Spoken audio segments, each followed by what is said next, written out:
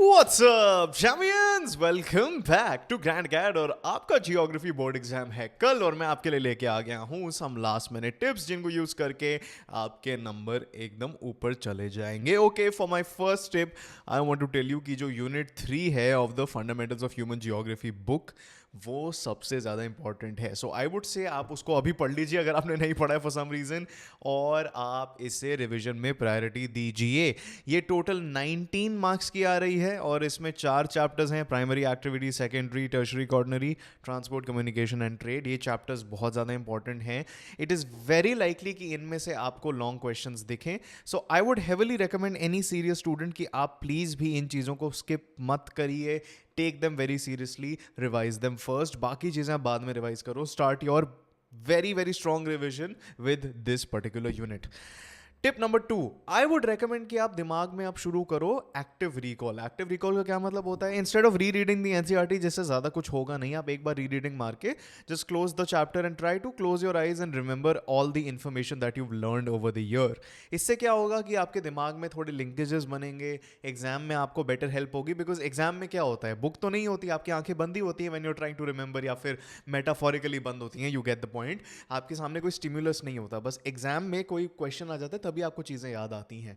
तो आप एक एनसीईआरटी का पेज खोलिए, look at whatever is written in that page, on that page.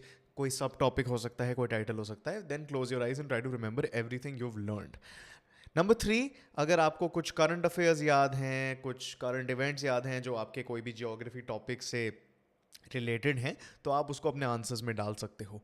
Number 4, जो फिजिकल जियोग्राफी वाले चैप्टर्स हैं उन पे थोड़ा ज़्यादा ध्यान देना during revision, because they form the fundamental basis of geography.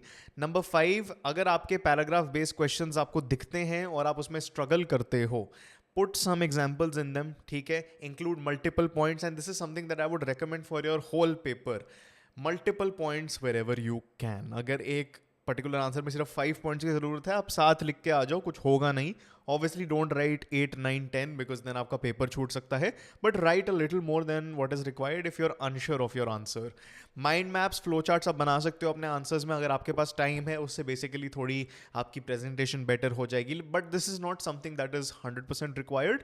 हमने जो टॉपर्स आंसर शीट एनालिसिस करी थी 2024 वाले टॉपर की, मैंने 1-2 दिन पहले वीडियो डाला होगा, आपने देखा होगा. नहीं देखा तो अभी जाके चैनल पे देख लो. उसमें उस इंसान ने कुछ भी ऐसा नहीं किया था. चैप्टर के जो एंड में क्वेश्चंस हैं एक बार उन्हें देख लेना. ठीक है, बाउंड्री लेंथ, नॉटिकल माइल्स, ऐसे जो जियोग्राफिकल टर्मिनोलॉजीज होती हैं इनकी डेफिनेशंस आपको पता होनी चाहिए. And when you write them in your answers, आप एक लाइन दे सकते हो describing what they are.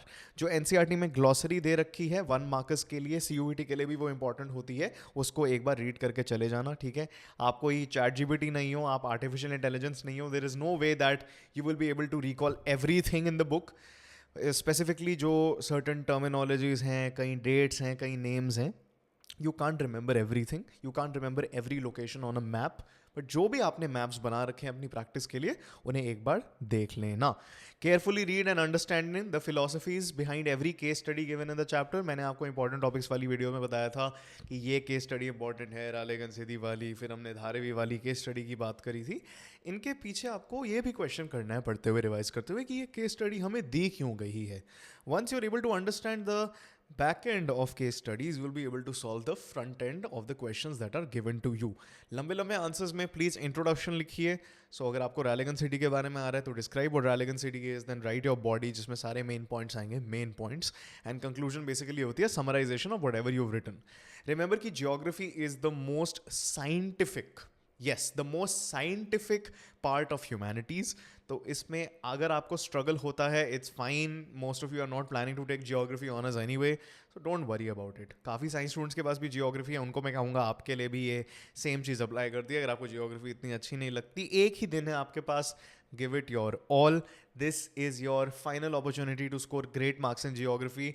10th में मुझे याद है ऐसे कितने सारे सब्जेक्ट्स थे जो मेरे को बिल्कुल नहीं पसंद थे, बट जब उनका बोर्ड एग्जाम आता था मैं कहता था अच्छा यार ये मेरी लाइफ का फाइनल साइंस एग्जाम है for example, and I just have to give it the best I can. So geography के लिए भी यही करिए, revise everything, follow whatever I have told you in this video, it will really really help. ठीक है, बहुत ज़्यादा facts हैं जियोग्राफी में, बहुत ज़्यादा मैप्स की लोकेशन है, so make sure that you sleep at least 7 to 8 hours per today, या पर नाइट तो बोल नहीं सकता, तो कल ही आपका एग्जाम है. Make sure you sleep at least 7 to 8 to 9 hours. I don't know how much you sleep, but the more you sleep the better. अब इतना मत सोचना कि आपका एग्जाम ही मिस हो जाए. But I want to tell you, my dear grand cat champions, every one that's here at grand cat believes in you wholeheartedly.